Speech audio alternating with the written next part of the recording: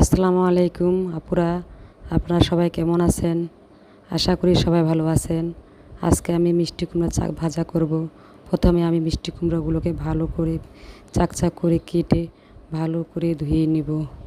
এরপরে আমি মিষ্টি কুমড়াগুলোর মধ্যে লবণ দিব, হলুদের গুঁড়া দিব, মরিচের গুঁড়া দিব, জিরার গুঁড়া দিব, ধনিয়ার গুঁড়া দিব।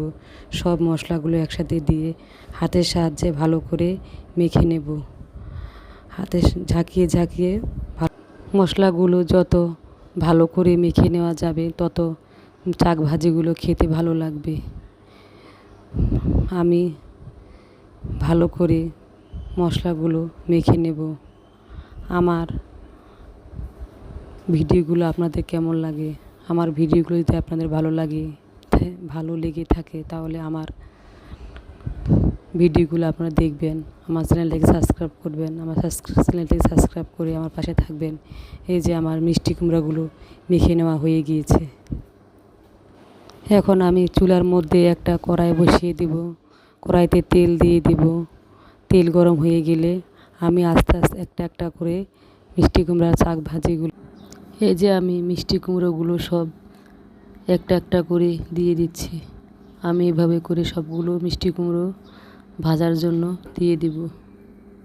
এখন আমি সিদ্ধ হওয়ার জন্য ঢেকে দেব। মিষ্টি কুমড়ার চাকগুলো সিদ্ধ হওয়ার জন্য ঢেকে দিতে হবে, না হলে ভিতরে সিদ্ধ হবে না।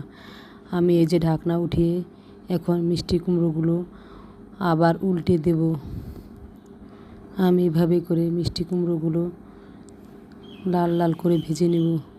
আপনারা কে এভাবে খেয়েছেন মিষ্টি কুমড়া চাক ভাজি? কমেন্ট করে জানাবেন। আর আমার রান্না কেমন হয়েছে তা কমেন্ট করে জানাবেন। এই যে আমার মিষ্টি কুমড়োর চাক ভাজিগুলো হয়ে গিয়েছে।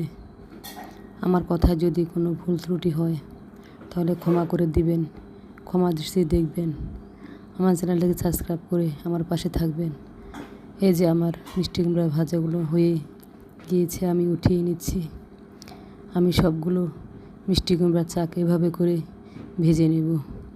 আপনারা বাসায় এভাবে করে ভেজে খাবেন, দেখবেন খেতে অনেক মজা।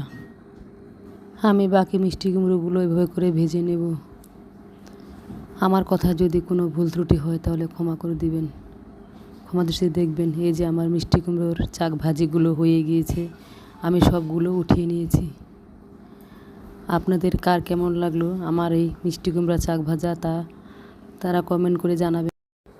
লাইক করবেন, শেয়ার করবেন, সাবস্ক্রাইব করে দিবেন। আসসালামু আলাইকুম, খুদা হাফেজ।